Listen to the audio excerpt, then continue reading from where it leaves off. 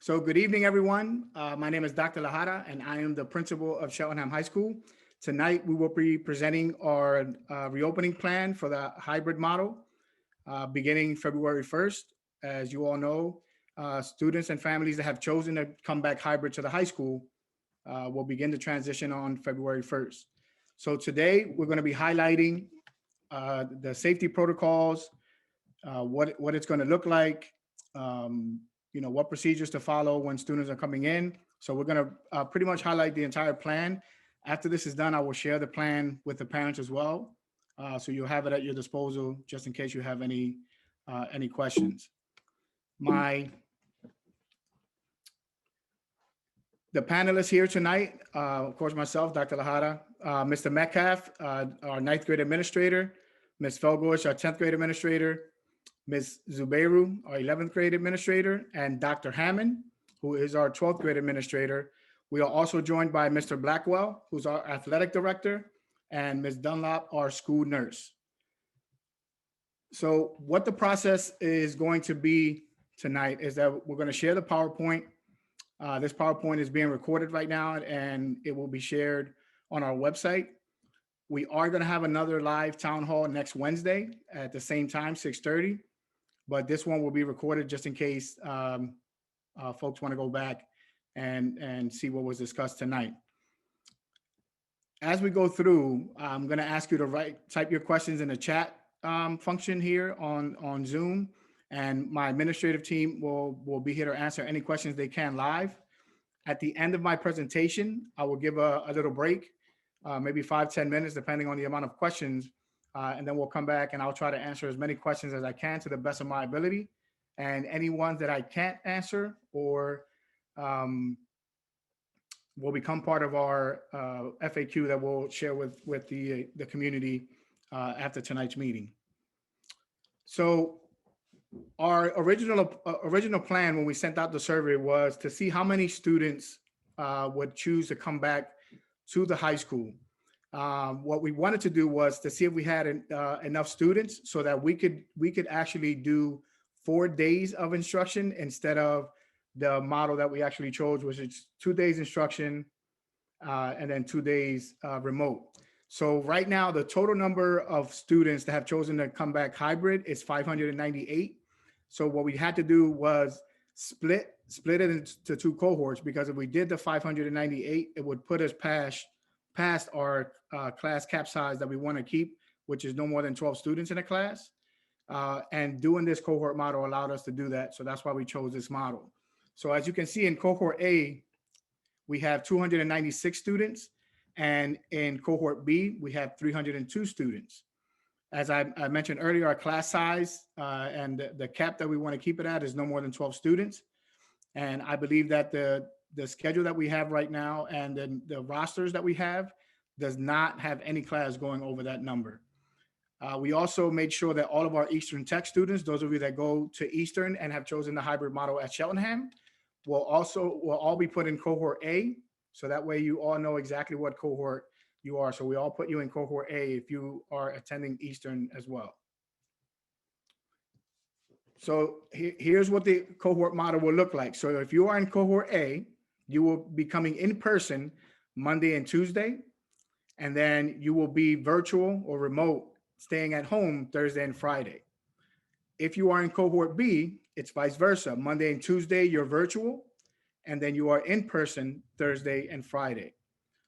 Wednesdays will still continue to be utilized for asynchronous work. So students will not be coming to school on Wednesdays. It's just Monday and Tuesday, Thursday and Friday.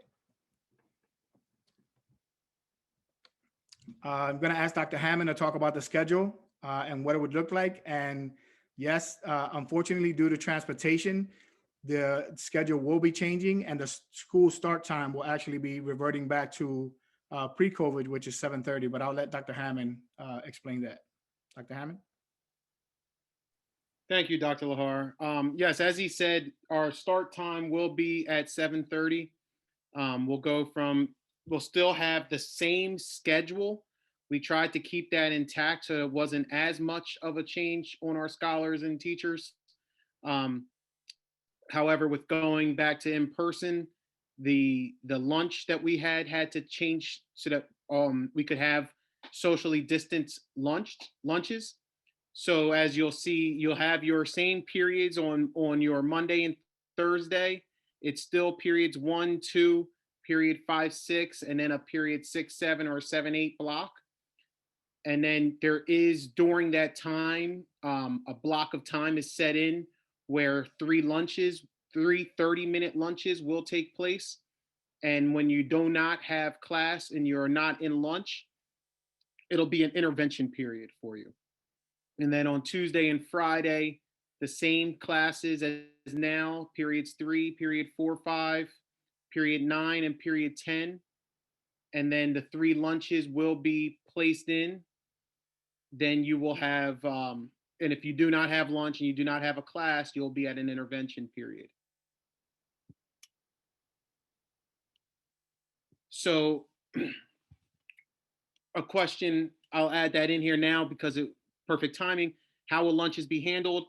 So the students were broken down into their same lunch periods that they have on their schedules. And with the breaking down of the cohorts, their no lunch period is larger than what can be handled in the cafeteria with social distancing set in place. And so our lunches are 30 minutes. They do their 30-minute lunch, then they go either back to a classroom if they have a class at that time, or they will be in an intervention period, which is like a study hall to get extra work done. And pretty much that is the schedule. It is really similar to what we have now. The only difference is our start and stop time of the day. We are doing an early dismissal at 1:30, and we are starting at 7:30 a.m. We are currently, as we have been, the free and reduced lunch. Everybody's on a free lunch. So our lunches will be all the same. So we won't have the a la carte items that we usually have at the high school. So when students do go to lunch, they will come in, everybody, all of the lines will be serving the same exact lunch, and they will be packaged hot or cold foods, depending on what the cafeteria is serving that day. But they will grab their lunch and they'll keep going, and then they will move to their class. You will also see, and this will be the last question before I pass it back to Dr. Lajara, you will see that the timing of the days are different on your Monday, Thursday, and your Tuesday, Friday. And there's several reasons to that. It's part of one, the main reason is building in the 3 lunch periods. But the other reason is on Monday and Thursday, that is a day both cohorts of students also come back to the building. And there is a transition time put in to make sure, we have our routines going. We figure the second day you're back in the building, you kind of got it, but then you take a break and then you coming back for another first day. So we did build in that extra time in your periods to account for that so that we can make sure socially distancing is taking place and that we're not overlapping or our systems are working properly. And with that, I will pass it back to Dr. Lajara. Thank you, sir. Thank you, Dr. Hammond.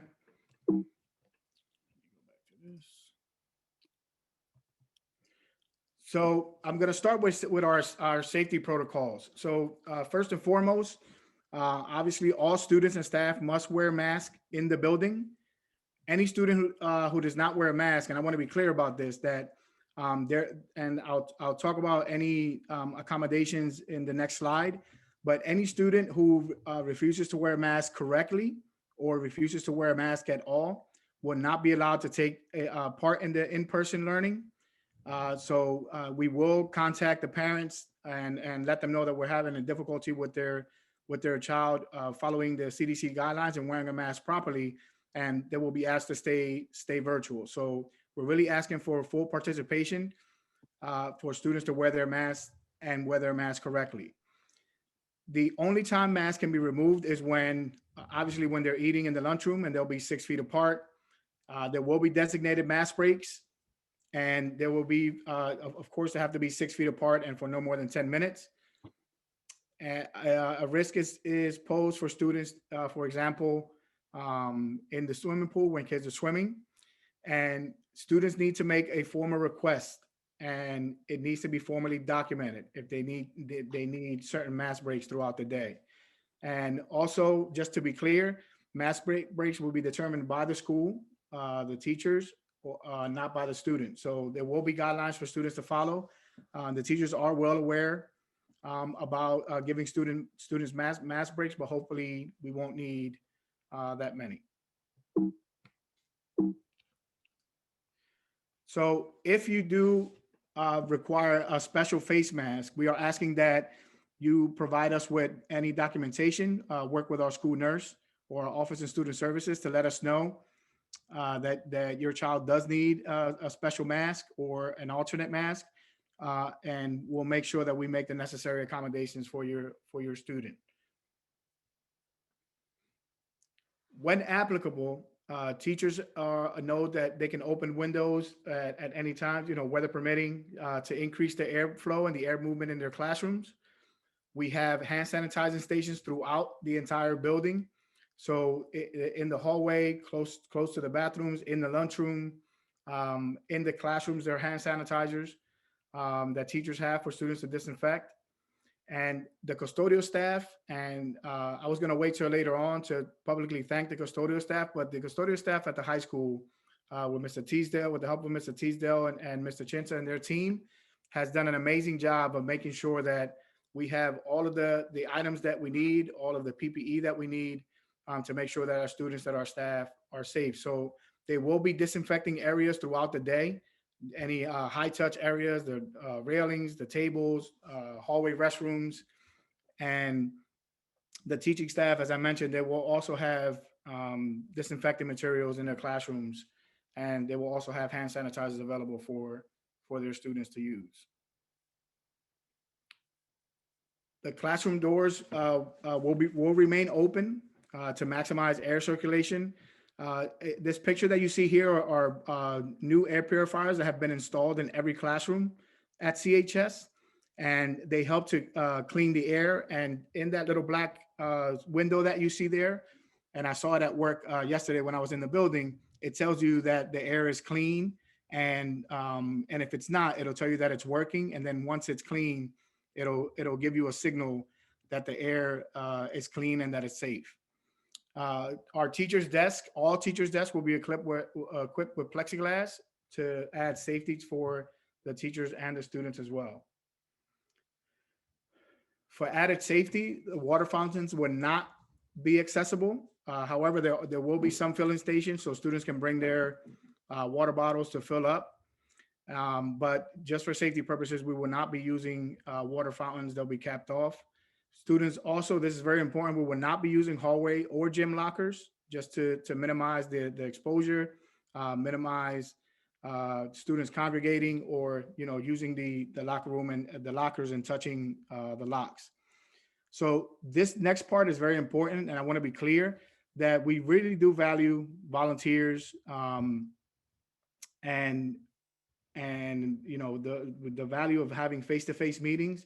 But until we get further notice and CDC really starts to lessen the restrictions, we are asking that we're not allowing any visitors in the building, and all of the parent meetings, including GIEPs, for example, 504 meetings, IEP meetings, will still be held virtually just to minimize exposure and to keep everyone safe. So I really want to be clear about that. Only essential visitors will be allowed in the building, and they will still be required to follow the same safety guidelines that the other personnel are following to enter the building. So I just want to repeat that we are not allowing volunteers or visitors in the building, and all parent meetings will continue to stay virtual.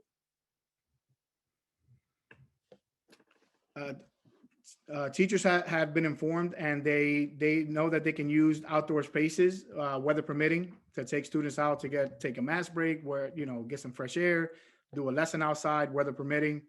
And these signs that you see here are all throughout CHS on the floor. They're directional arrows.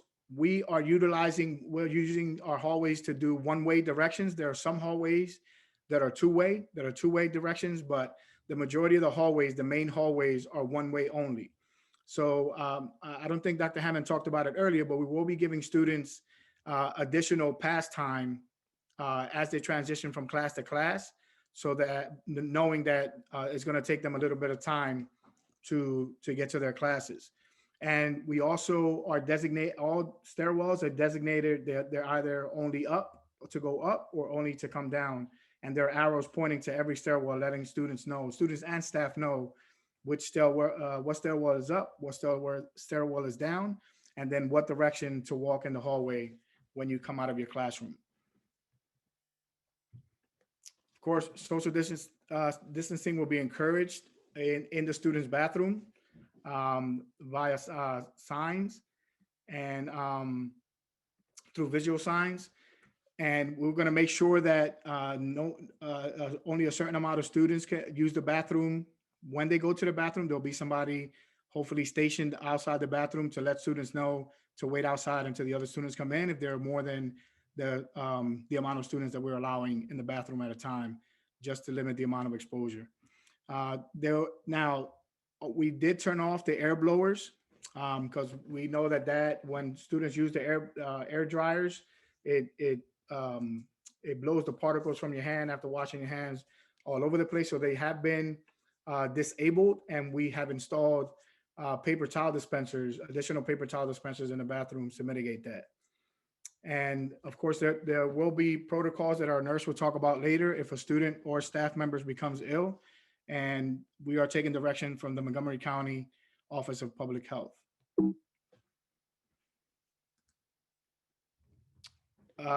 So transportation, arrival, and dismissal. So students that choose to catch the bus, that take the bus to school, we're asking all of you to follow social distancing guidelines while you're waiting for the bus on the bus stop. And of course, 6 feet or greater. In order to maximize the air changes in the cabin and increase ventilation, the bus windows will be left open to the extent possible, and of course, weather permitting, just to maximize the airflow inside the bus. And I want to be very clear about this, and Mr. Custer, our Director of Transportation, really emphasize this, that they will try to keep students social distance on the bus as much as possible and to the fullest extent possible. But some buses might operate at full capacity if needed. Of course, all students are required to wear a face mask. Obviously students from the same family will be encouraged to sit together just to make sure that, you don't sit with someone from another family. The bus drivers will wear face masks, but they're not required to wear a face mask when the vehicle is in motion.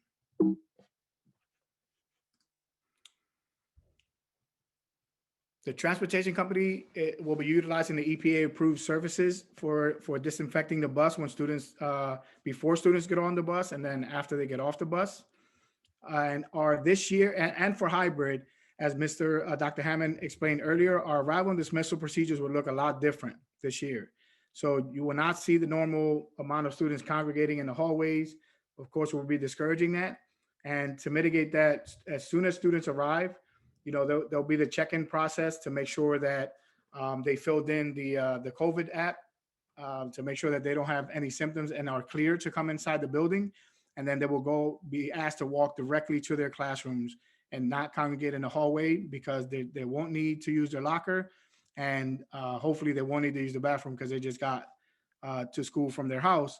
So they'll be asked to go directly to their classrooms just to minimize the congregating in the hallways and possible exposure.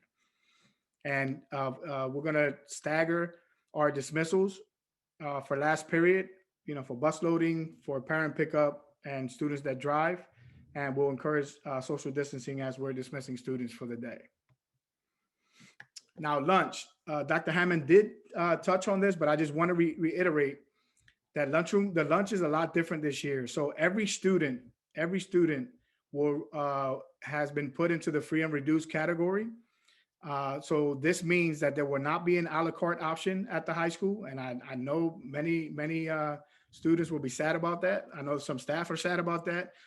So you won't have the different a la carte options that you normally had pre-COVID. uh, due to everyone being on free and reduced, you will have the same exact lunch. So you won't have to, fight over, oh, I can get a sandwich. I want the sandwich, not the pasta. Everyone will get the same exact lunch. Depending on the day, as Dr. Hammond explained, it will be either hot or either cold. But it is a grab and go. So we put into a container. These signs that you see here on this picture are all throughout the cafeteria as students come into the cafeteria and line up to get their lunch, encouraging them to stay 6 feet apart. There will be staff there directing students to go in and grab their lunch, punch their number in, and then go sit at their desk. Now, I say desk because in order to make sure that everyone is 6 feet apart, we used individual student desks to make it more comfortable for students to sit by themselves. So again, this is not your typical high school where you can sit with your buddies, sit with your friends in a big cafeteria table and be in groups. We are going to be very adamant about you sitting in your seat and not walking around the cafeteria, eating your lunch, and then after you eat your lunch and lunch is over, you will be dismissed in an orderly fashion, and then the support staff will immediately clean every student desk to make sure they're disinfected for the next lunch period. So again, very important. One, we do not have an a la carte option this year for lunch. Everyone will have the same lunch. It's a grab and go. It'll either be hot or cold. You'll get water or a milk. We are not using the vending machines to eliminate the touching and exposure.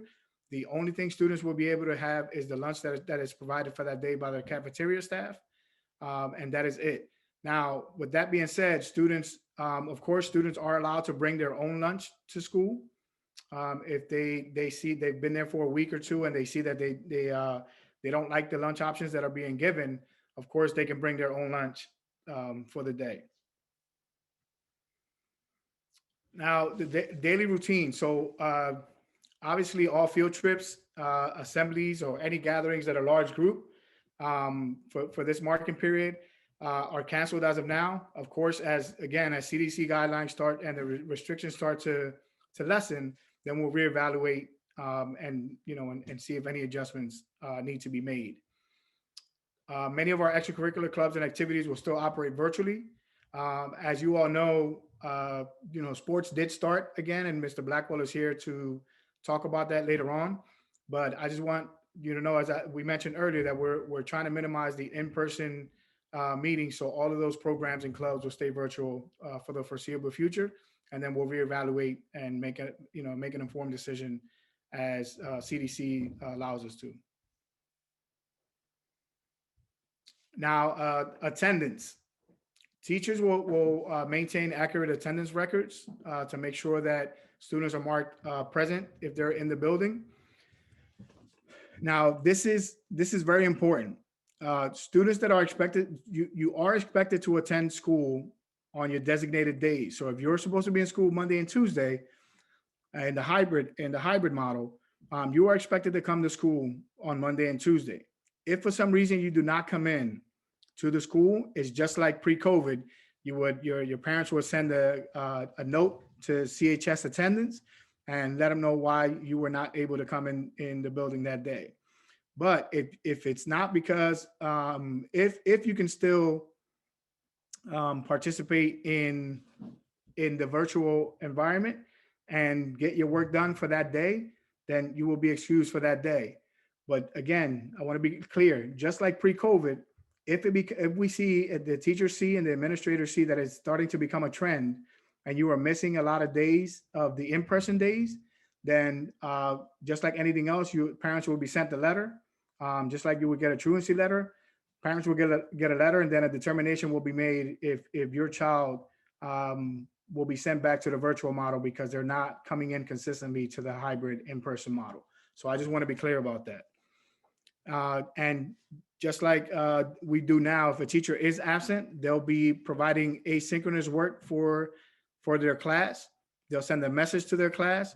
And then when available, because there is a substitute shortage, we will provide a substitute in that class for the in-person students while they're completing their asynchronous work, because our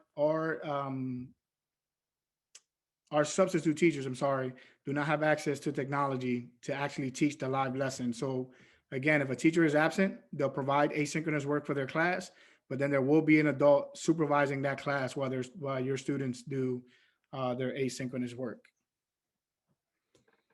And with that, I'll leave it to Mr. Blackwell for athletics.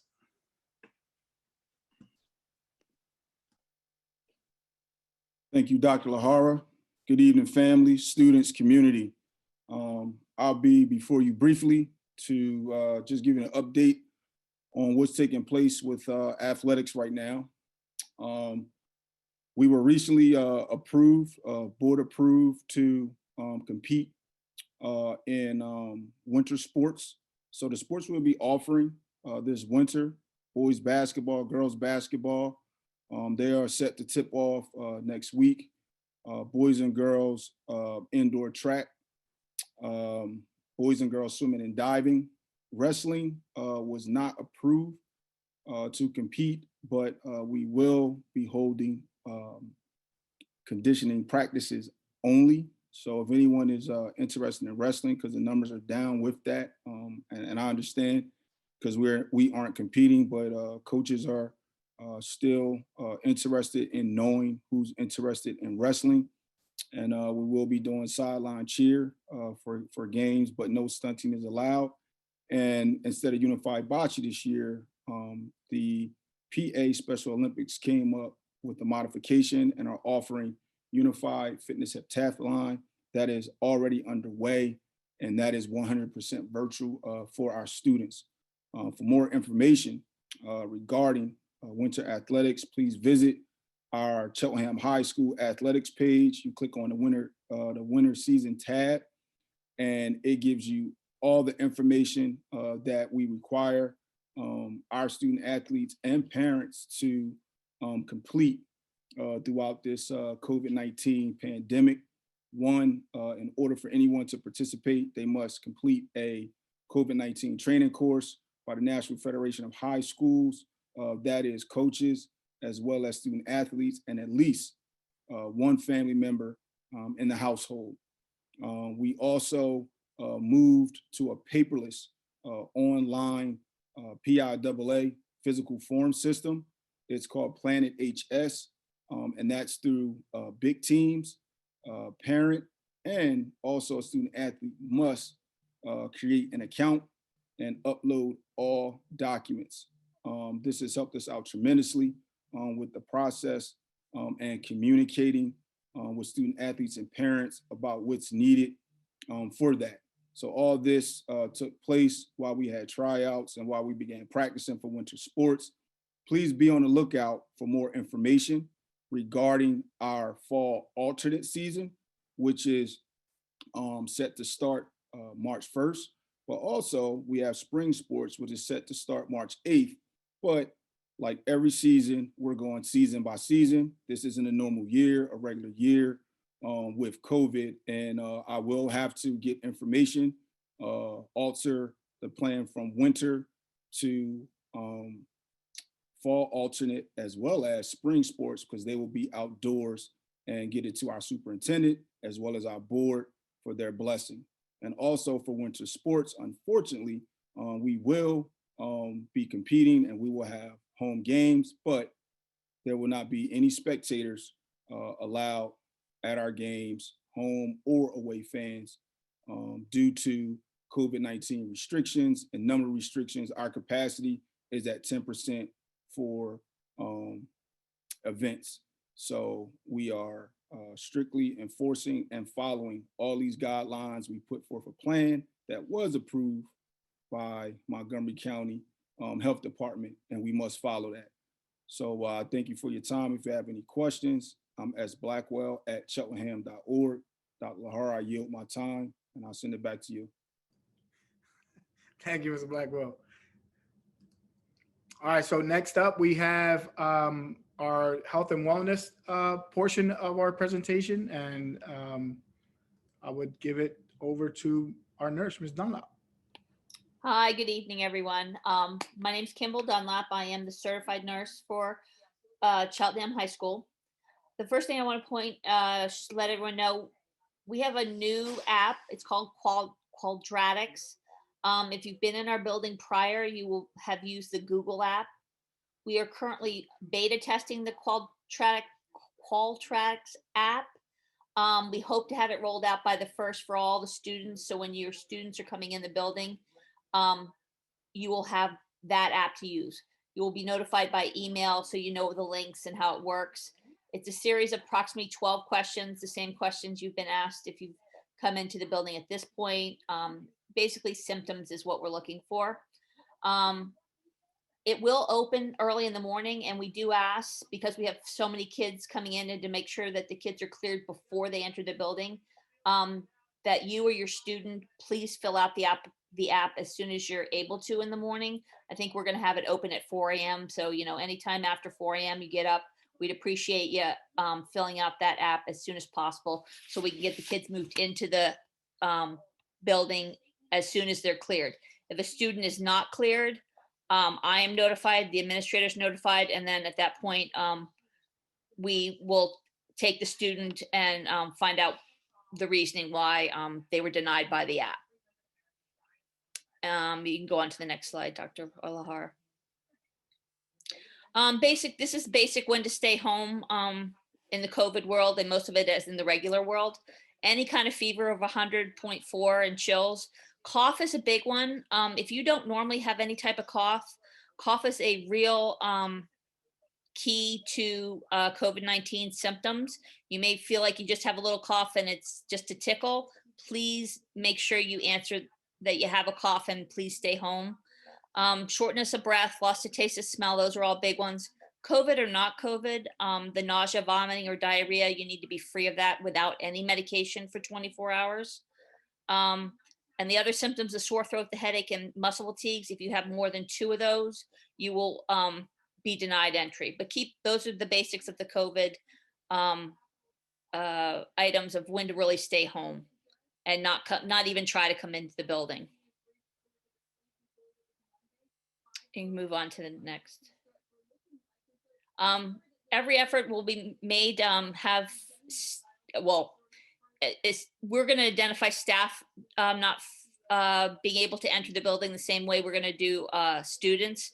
So if a staff member isn't feeling well, there's a protocol for them to contact the main office and contact myself. At that point, they'll follow my directions on what our protocol is in the district as far as contacting their PCP and getting tested and quarantining and things like that.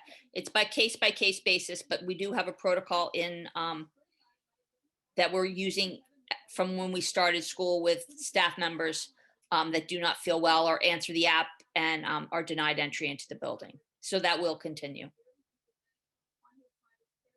The new portion of seeing the nurse this year, no one is allowed to just drop by the nurse. Teachers have been notified that in case of injury or illness, COVID-19 or not COVID-19, they have to call the nurse. If it's because of an illness or suspected that the student may have any kind of COVID symptoms, we will go to the student and triage them into a separate, we now have what we call health room A, which is our main health room, and health room B. So we keep anybody that has any kind of symptoms, we're keeping them separate. So as we're not exposing people that are not ill. So students will not be able to come down. If it's a diabetic or someone coming for medication, the teacher will call the nurse to make sure that there's room in the nurse's office for that person then to come down and be seen. If it's an emergency, we will deal with that on a case-by-case basis, but the students need to understand that they will no longer be able to drop into the nurse's office. It is sort of by appointment only now. We do have a health room A, and that is what is our normal main nursing office. We will, anybody that doesn't have anything that we feel is related to COVID-19 will be seen in our main health room A. We do have a health room B for anybody experiencing any kind of symptoms that the nursing staff deems is consistent with COVID-19. Parents will then be called to pick up their students, and that's currently on a back hallway. There's individual rooms that the students will be put into, so there's only one student per room. Please be aware that I'm pretty strict on if you have two of the symptoms when you get to the building and you didn't have them when you got home, your parent will be called. I'm not taking any chances with faculty, staff, or students in the building possibly spreading this. So it's going to be pretty strict about needing people to be aware that they might have to pick up children or students.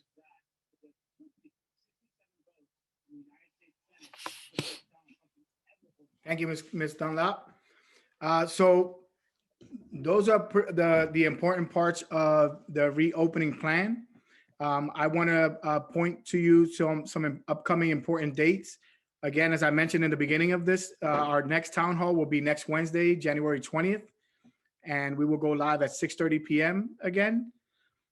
January 27th, we are inviting our 9th grade students and any student that is new to CHS that has never been at the high school. We're inviting you to come in for a tour of the high school so that when you start in February, you know exactly where your classroom is, where the gym is, the cafeteria, and all those, the library, and all those essential places.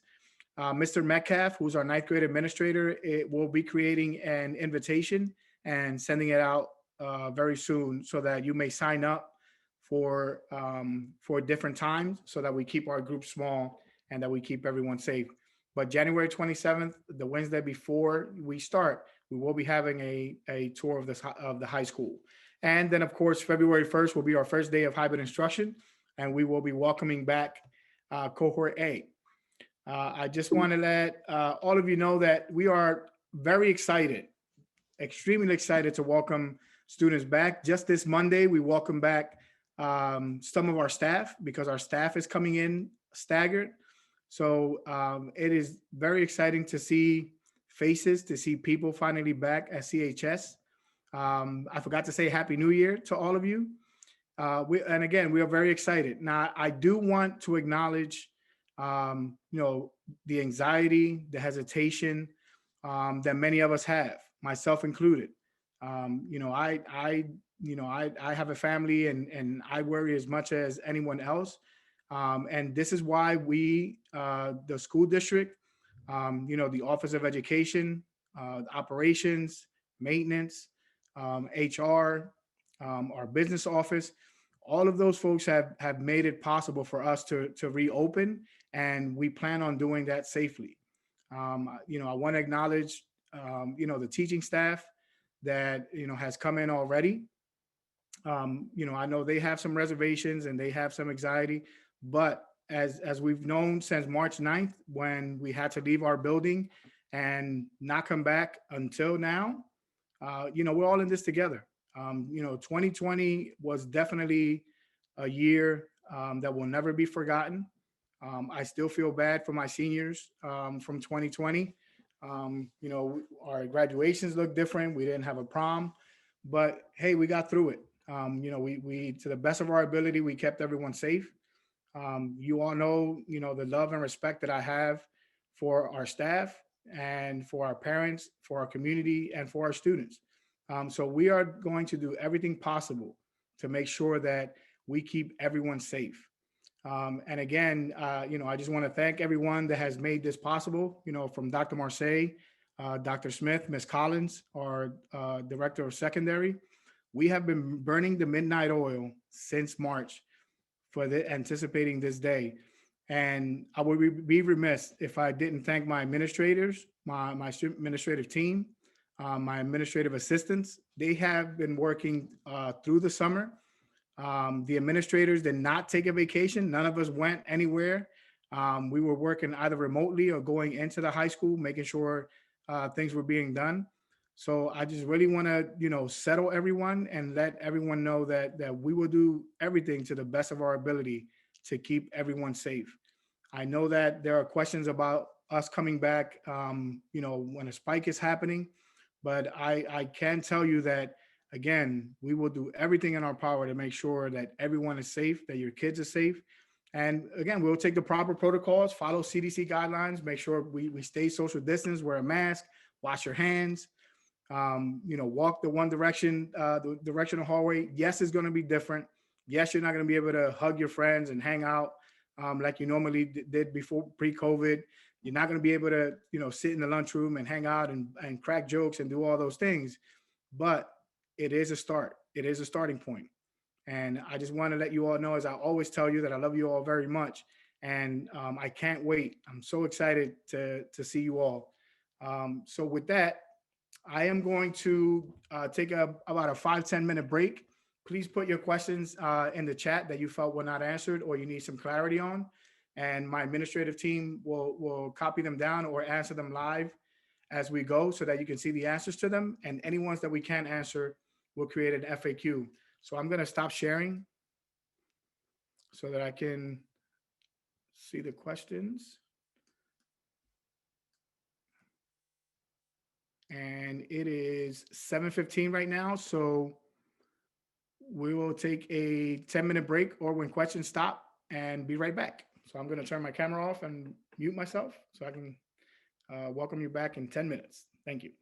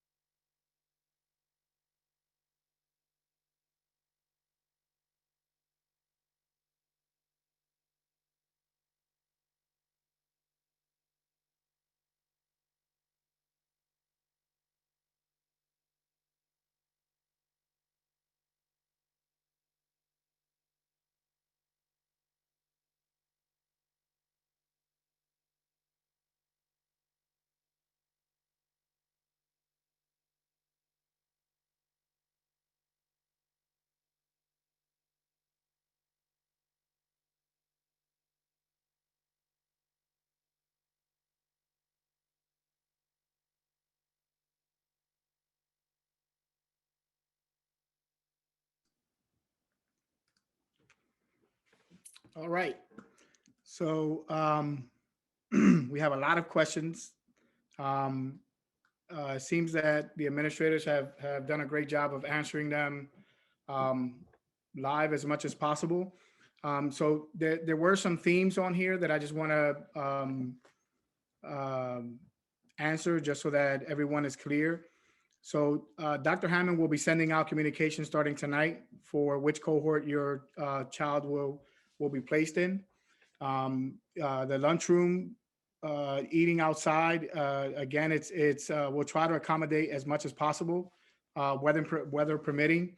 Which means if it's extremely cold and I don't have a number to define what the weather is.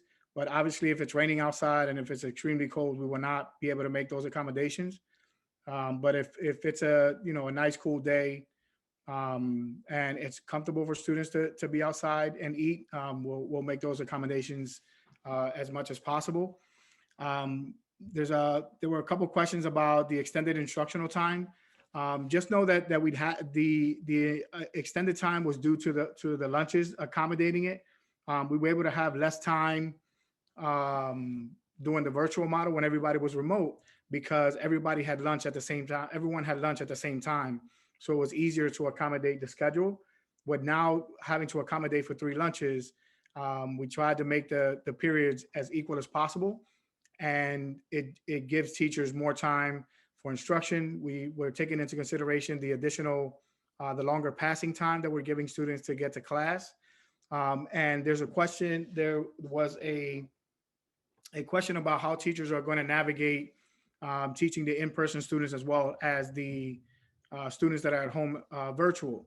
So we are in the works, thanks to the IT department and our business manager.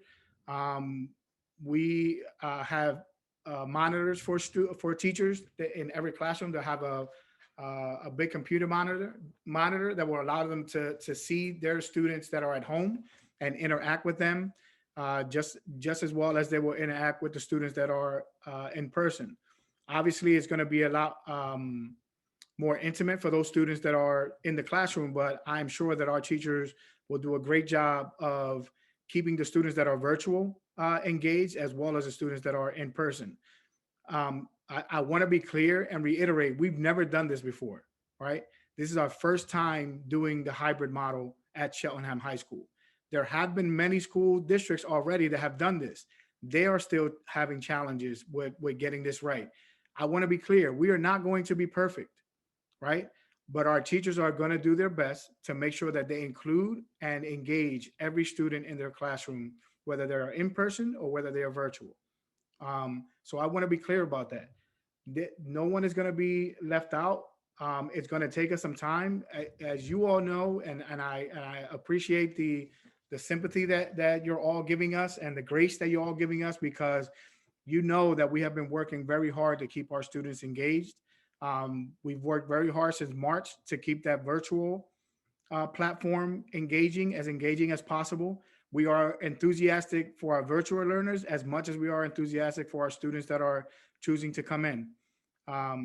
And we will, again, I can't stress this enough, that we will do our best to make sure that the experience is the best that it can be. And again, there are school districts that have been doing this since August and they're still not perfect. So I want to be clear about that we're going to do our best, and every day is going to be a challenge. Every week is going to be a challenge, but I am very confident in my support staff. I'm very confident in my administrative staff, in my team, and above all, I'm very confident in my teaching staff that we will get through this. We'll do this together. We'll communicate as much as possible with parents to let you know what's going on and how things are going. But again, as parents, you do have the final say and you do have the final choice. If your students are in hybrid and for some reason you don't agree with the accommodations that we've made or the experience that your child is having, you do have the option of putting your child back in the virtual model. We don't want you to leave, but I want you to know that you do have that option. Unfortunately, you do not have the option of going from virtual to remote because it is just a scheduling nightmare. I want to publicly thank Dr. Hammond He has been burning the midnight oil, creating this document, creating the rosters, making sure that all of the Eastern students are included, making sure to the best of his ability that the siblings are in the same cohorts. If you see that your sibling is not in the same cohort, please send us an email or your grade administrator and let them know. And we'll try to accommodate as much as possible. And again, I want to reiterate, if you are hybrid, you do have the option one time to go back to virtual, but you can't flip flop. So if you start the hybrid model on February 1st and you go a week or two and you don't see that it's for you or your child, it is not working out, you do have the option of going back to virtual, but you do not have the option of going from virtual to hybrid. I just want to be clear about that. So with that, we have, go ahead. Dr. Lahar, can I add something real fast? I'm sorry. Yeah, you go. For those families that do have siblings, can you send me, Dr. Hammond, an email sooner rather than later, or Dr. Lahar? I would rather have that information before I release the cohorts to students, because changing your one of your one of your scholars from one cohort to the other cohort will have to have another student change from their cohort to another cohort in order to ensure that our class sizes stay under 12. If I just make changes, that could put a couple classrooms over the 12 threshold, and I do not want to do that. So if there is a concern, please send that now. Otherwise, that may end up having to stay with the different cohorts. Thank you.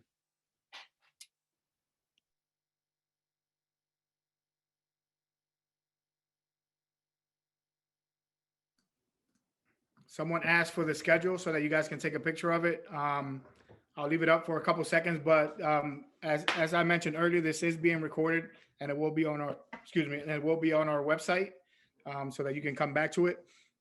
And also our slide deck will also be posted so that you can peruse through it and get answers to any questions that you still may have after this is done. So it is 7:30. We are going to end the meeting. We have your questions recorded. Any of the questions that we were not able to answer live, we are going to take these questions, create an FAQ, and then we will send it out in our communication either tomorrow or definitely send it out in our e-blast, my e-blast that I send out to parents on Friday. I want to thank you all for being here tonight. And, again, Happy New Year. Let's hope 2021 is better than 2020. So far, our world is not starting off on the right foot, but I think that the better times are coming. Brighter days are coming. And I can't wait to be able to see our students' smiles without a mask, to be able to hug them, shake their hands, see their smiles, joke around with them, and see them being kids again. So I just want to thank you all for being here. As always, I love you all very much. Have a great week. Have a great weekend. And as always, send me an email, send your grade administrator an email if you have any questions. But, thank you for being here tonight.